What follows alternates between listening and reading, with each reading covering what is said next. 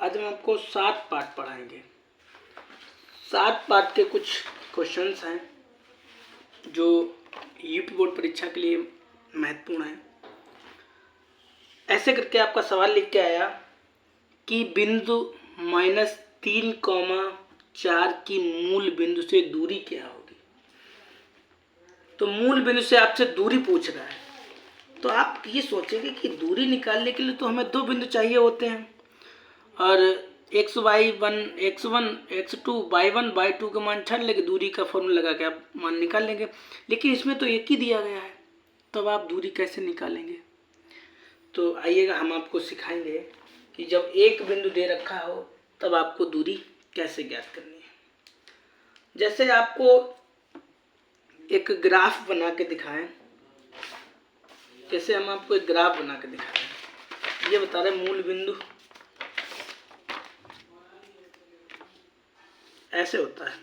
तो मूल बिंदु आपका यहाँ पे होता है, ठीक। आप गिनती लिखते हो 1 2 3 ऐसे माइनस लगा के 1 2 3, तो 0 यहीं पे तो होता है। तो मूल बिंदु के निर्देशांक 0,0 होते हैं। तो बिंदु आपका ये दे रखा है,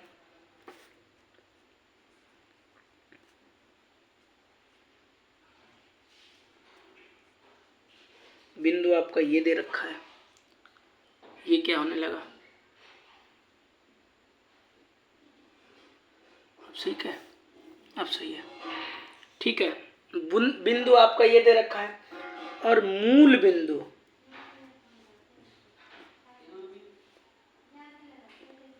क्या होते हैं, 0,0 होते हैं, ठीक है। जब भी मूल बिंदु से रिलेटिव क्वेश्चन मिले तो मूल बिंदु आप क्या लिखना, 0,0। इतना समझ में आ गया आपको। ये जो बिंदु दिया वो लिख लिया, मूल बिंदु हमारे हो गए 0,0। अब आगे कैसे लगाना है, अब आपको लिखना है कि x1 का मान ये, x2 का मान ये वाला, y1 का मान ये और y2 का मान ये वाला। इतनी बात समझ में आ गई, इतना समझ में आ गया। इतना करने के बाद आपको क्या करना है, आपको बीच की दूरी का फॉर्मूला लिखना है।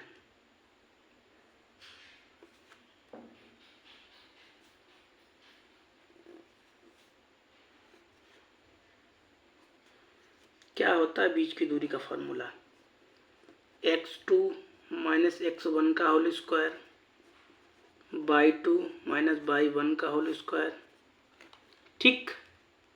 ये बीच की दूरी का फॉर्मूला होता है। इतना लिखने के बाद आपको क्या करना है, x2 का मान 0, x1 का मान -3, एक ये माइनस है एक ये माइनस है तो प्लस का हो जाएगा, y2 का मान 0 और y1 का मान 4। इतना समझ में आ गया। सबसे पहले ये जो दे रखा वो बिंदु लिख लिया, मूल बिंदु जगह पे 0,0 लिखना है। x1 का मान, x2 का मान, y1 का मान और y2 का मान, ये बीच की दूरी का फॉर्मूला है, ये आपको याद करना पड़ेगा। x2 का मान 0, x1 का मान ये माइनस प्लस हो गया, y2 की वैल्यू 0, y1 का मान 4, ठीक। इतना करने के बाद आप क्या करना, इतना कर लेना।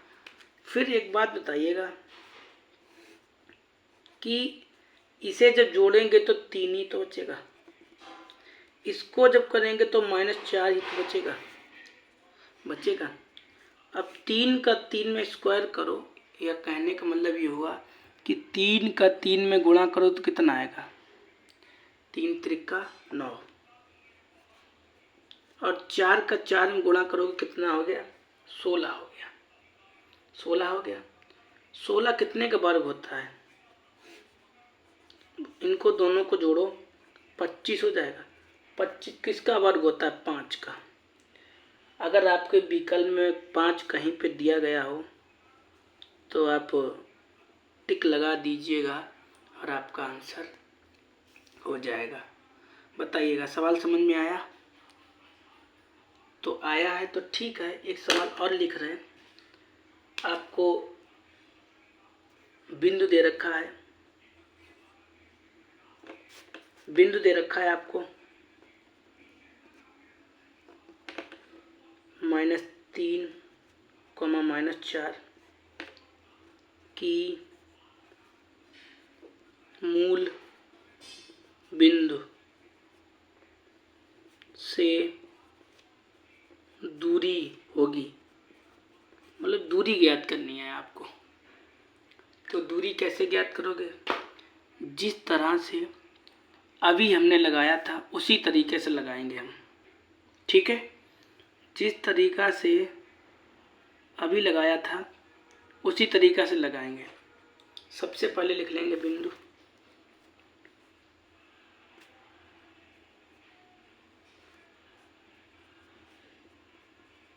ठीक है? और मूल बिंदु हमेशा क्या लिखना? 0,0, ठीक है? इतना लिख लेना। फिर लिखना, बात को ध्यान समझना, x1 का मान ये -3, x2 का मान ये वाला, ठीक है? y1 का मान ये 4, y2 का मान 0, ठीक? इतना करने के बाद क्या करना? सूत्र लिख लेना, ठीक है? क्या सूत्र होता है? x2 - x1 का होल स्क्वायर, y2 - y1 का होल स्क्वायर। ये सूत्र लिख लिया। इस फॉर्मूले में आप मान रख दो और आपका आंसर आ जाएगा, ठीक है? तो x2 का मान कितना है? 0, इसका मान -1 ये है और 1 - x1 का मान है तो प्लस का हो जाएगा। y2 का मान कितना है? 0, ये माइनस और ये y1 की वैल्यू माइनस माइनस क्या हो जाएगी? Plus square. इसका करोगे 9 हो जाएगा, 3 बचेगा, 3 का स्क्वायर करोगे 9 हो जाएगा। इसका 4 का करोगे 16 हो जाएगा। 16 9 को जोड़ो कितना हो गया? 25 हो गया। 25 किसका वर्ग होता है? 5 का। बस आ गया। सवाल वही था, उन्होंने केवल क्या किया? पासा पलट दिया, केवल चिन्ह उन्होंने माइनस का लगा दिया।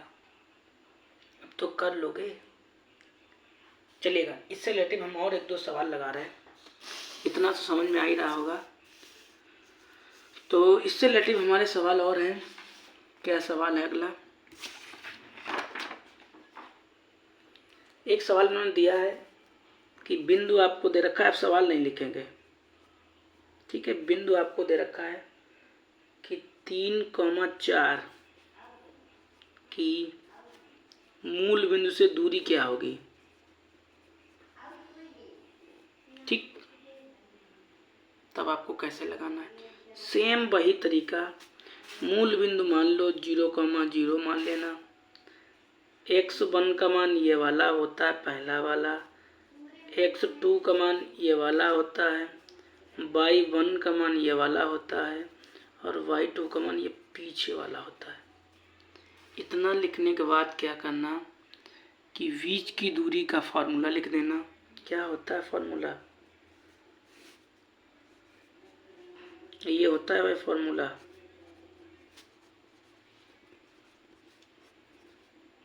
ये फॉर्मूला होता है। इस फॉर्मूले में आप मान रखना, x2 का मान 0, x1 का मान -3, y2 का मान 0 और y1 का मान 4, ठीक है? इतना कर लिया। इतना करने के बाद आप करोगे तो -3 ही तो बचेगा। इसका करोगे तो भाई -4 ही तो बचेगा। 0 में जब घटाओगे जोड़ोगे तो क्या वही तो संख्या आती है, अभी तक लगा रहे हैं ना। जैसे 0 में से 3 घटाओगे तो भी वही संख्या आएगी, इससे घटाओगे तो भी वही संख्या आएगी भाई। इतना कर लिया।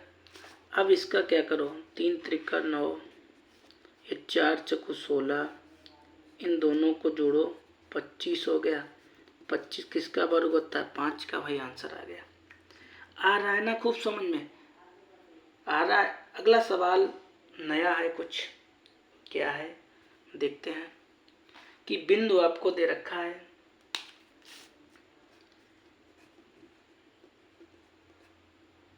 बिंदु P बराबर -6,8 है कि मूल बिंदु से दूरी क्या होगी।